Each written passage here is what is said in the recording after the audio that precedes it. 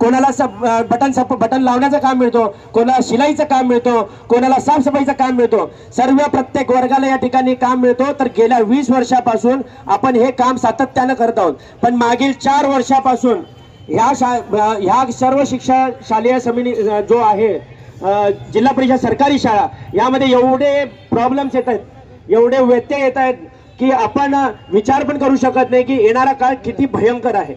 आज त्या ठिकाणी 44 लाख विद्यार्थ्यांना आपण गणवेश दरवर्षी बनवून देतो। आपणच नाही तर महाराष्ट्रातील जसं सांगली असेल, कोल्हापूर असेल, पुणे असेल, अहमदनगर असेल, अमरावती असेल, या ठिकाणावरून पण बनत आहे। पण सर्वात जास्त युनिफॉर्म सोलापुरातूनच जातो आणि ह्या गोष्टीचा गर्व पाहिजे आपल्याला।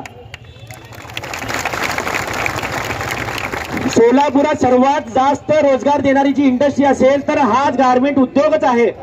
मग जर गारमेंट उद्योग ही जी सरकारी जिल्हा परिषदची जी शाळा आहे